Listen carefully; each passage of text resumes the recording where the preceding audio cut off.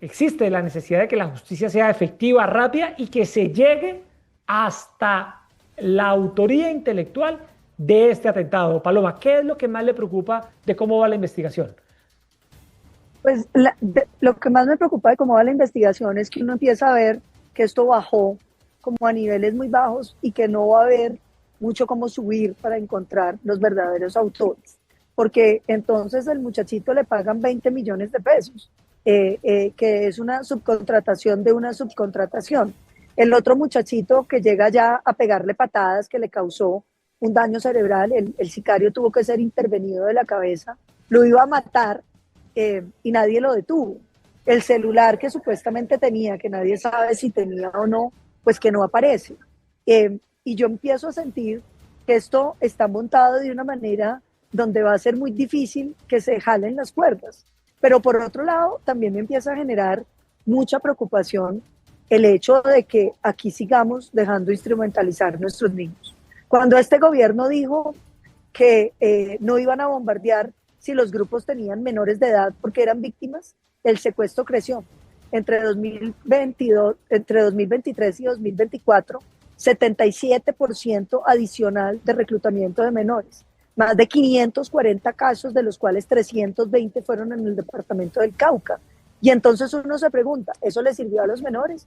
Que los están reclutando hoy para llevarlos y tenerlos ahí para que no los bombardeen. Y luego todas estas normas, donde dicen que un muchacho que cometió un delito como este, que es un asesinato pues prácticamente a sangre fría, un atentado con una pistola a corta distancia en la cabeza de un precandidato presidencial, y entonces nos dicen que es que además pues casi que es un niño y entonces no se le puede procesar y que no tendría cárcel y que la norma para él es blandita. Entonces por eso es que este país siempre escoge sicarios que son niños. Usted se acuerda de Pizarro, Bernardo Jaramillo Osa, y una lista larga de sicarios que han sido menores de edad, porque como los menores de edad los volvemos inimputables.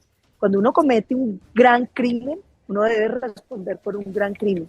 Y la pregunta sobre el principio de oportunidad, que yo creo que es muy relevante y que la hizo Vicky, yo creo que no la podemos dejar pasar. ¿Cuál es la información que nos va a permitir? Porque si él nos va a contar sobre otro sicario que también tiene 14 años, que le giró 20 millones de pesos, pues ahí no hay ninguna información relevante para que uno le dé impunidad a quien atentó contra Miguel de esa manera, con esa sevicia.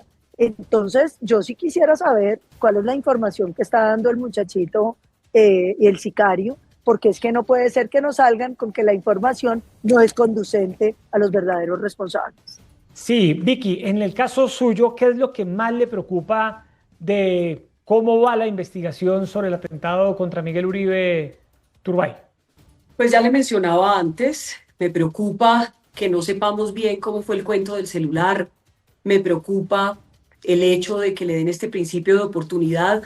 Él es un adolescente, pero es un adolescente asesino, peligroso, letal, que con frialdad fue capaz de disparar en la cabeza de, en este caso, el precandidato presidencial Miguel Uribe, destruir una familia, un proyecto de vida, de destruir un proyecto de la sociedad.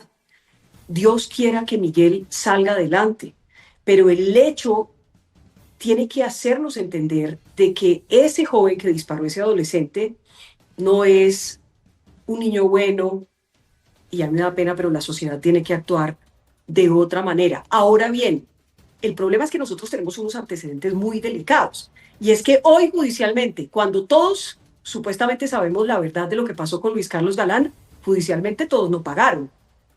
Vámonos al tema de Álvaro Gómez, y así los diferentes crímenes y magnicidios en nuestro país. Entonces me da mucho temor que hoy estemos en una circunstancia en la cual no se haga con rigor y con eficacia toda la investigación. Aquí tenemos que saber hasta la última gota de la verdad.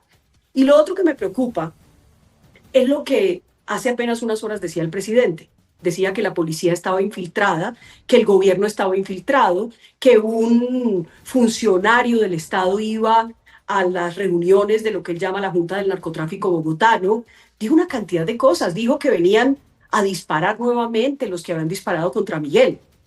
Y mi pregunta es, ¿él qué está haciendo? Él es el responsable, él es el presidente, él tiene que dar las soluciones. Y yo sí confío plenamente en la institucionalidad, en nuestras Fuerzas Armadas, y puede ser que haya alguna irregularidad.